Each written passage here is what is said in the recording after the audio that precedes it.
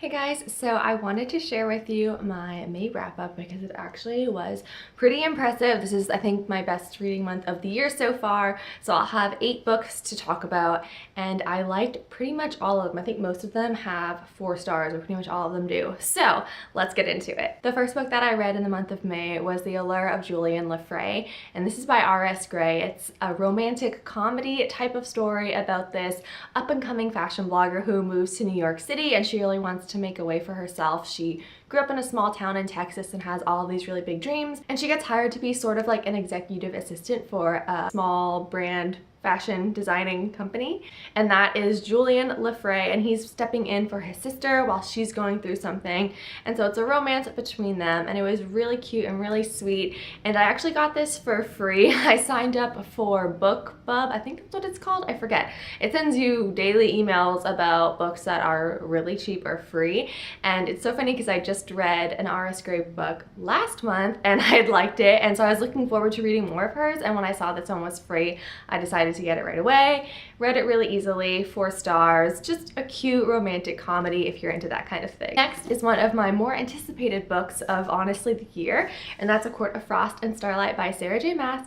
I'm not going to talk too much about this book because I do have a reading vlog for it, which I will leave below, but overall I really liked this novella. I don't think it was 100% necessary, but because I just really liked the characters and the world, I was happy to be reading about it. Even though nothing really groundbreaking takes place in this novel, it occurs over the span of a week, I think, and it's the events after the final book in the ACOTAR series, and it's supposed to bridge the gap between the next series. So I just liked seeing how the world was, our characters, familiar faces. A very short read, but you can watch my vlog if you're interested in more in-depth thoughts on it. Next, I finally got to reading A Darker Shade of Magic by V.E. Schwab. I'd been on the fence about reading this because the other Victoria Schwab books I'd read I hadn't really enjoyed as much as other people seem to.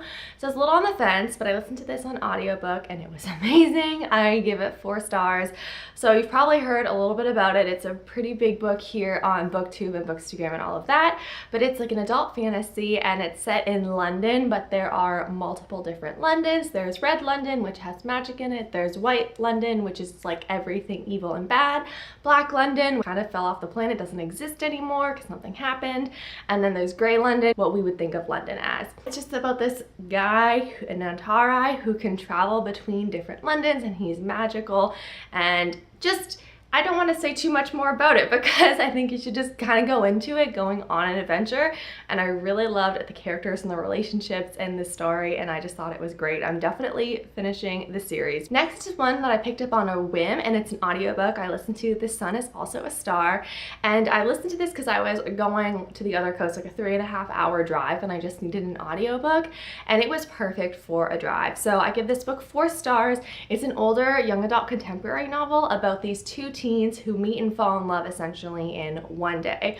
And what I really liked about this book and what I'd heard was so great about it was the diversity. It starts off with our main female character. She's from Jamaica, but she's been living in New York City since she was 8 years old, and her family has been living there illegally and they're getting deported. And so on this day, she is trying to work out how to stay in America. And then our main male lead is an Asian American, and he was born in New York City. He's been in America, but both of his parents are from Korea, and it's kind of like his struggles with what his parents want for him and him loving his Korean culture but also embracing American culture. And it's really a lot about culture and perspective. Overall though, listening to the audiobook, it was really easy just to get through. I was completely engaged the whole time. So if you are traveling somewhere and you just want something that's, you know, not too challenging to concentrate on, just something kind of nice, I would highly recommend The Sun Is Also a Star, but it really was a great diverse read. Next is one that I read mostly because of the cover being so amazing. It's honestly one of my favorite covers ever, and that's Emergency Contact. I gave this book 4 stars. I read it in the span of 2 days. I easily could have read it all in one day if I hadn't been doing other things, and I have a spoiler-free review for it, so I'm not going to say much more about it here other than it's about a relationship between a guy and a girl. They're in college age, so it's not young adult, it is more new adult, and they start texting each other, and it's them getting to know each other through texting and a friendship that develops, and it's really great, but it does have some deeper, heavier topics to it as well. So I really appreciated that this book did have some more depth to it, and I think that's what kept me really engaged in this story, because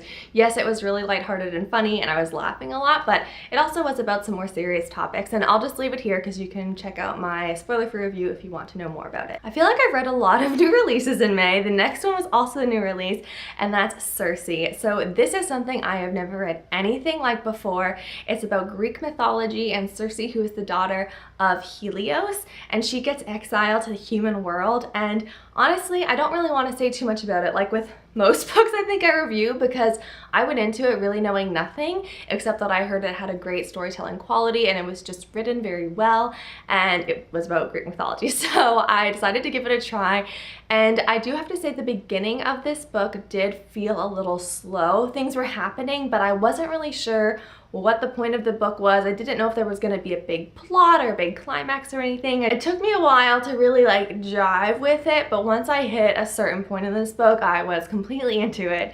And unfortunately, I was, I think, 100 pages away from finishing, and I left this book at my brother's house, and he lives 2.5 hours away. So I had to wait a whole week until I was back at his house to get the book and finish it. So yeah, I have a late charge to the library because of that, but really this book was great, especially for someone who's like a beginner in Greek mythology like me. There was a lot that I just really didn't know, so it was helpful that the back of the book does have some descriptions of like some characters, because you know, I didn't really know too much about them, but I thought it was just a really cool fantasy story. It was different from anything I'd ever read before for sure, so I'm glad that I read it. So I think this next one is the only non-4-star review that I'm giving, and I listened to The Dinner. I don't know if it's a psychological thriller.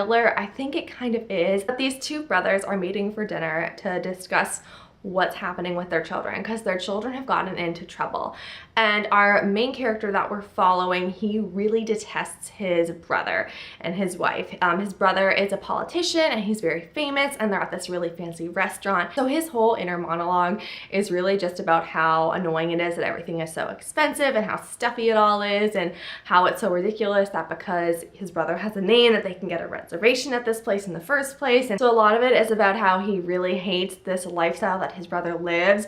And over the course of the dinner, you get to see what happened to their sons and what they did. I'm gonna just leave it there. I really don't want to spoil anything, but I was not expecting things to end up the way that they did, and when it ended, I honestly went right to Goodreads and to YouTube to see what other people thought about it, because I was just like, wait, really? Like that happened? So overall, it's like a 3.5-star read for me because I enjoyed it. There were a lot of side tangents though.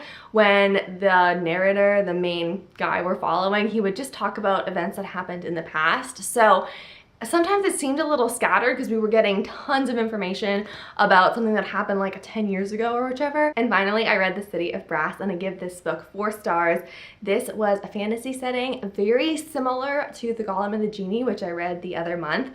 And I loved that I had a basis for understanding The City of Brass from reading that book. This is like an Arabian Nights-esque kind of tale. There are jinn in this story, like what we would think of as genie, and it's a very politically intense book. I think that's the best way to describe it. I mean, I have not read a fantasy before where I had to take notes, but I honestly have notes. Let me just scroll through. So I just like had to write things down because I was so confused by what was happening. You don't really have all the pieces to the puzzle more until like the middle of the book. You're reading these random things about this culture and all this political tension between certain tribes of this jinn and who are living in the city, and you're wondering, okay, but why don't they like each other again? It follows 2 characters, Nari and Ali, and Nari grows up thinking that she's human. She has this ability to heal people. She kind of lives on the cusp of society. She's very poor. She just used her skills to get some money, so hopefully one day she can go to school to become a doctor, even though that would be very hard for her because she is a female.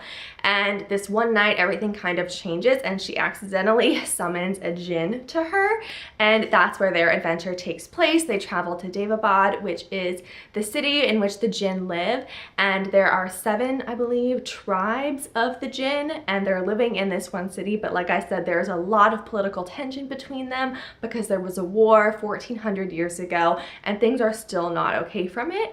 And our other character, Ali, he is a prince in this kingdom. He honestly reminds me of Hermione with her obsession with helping the house elves.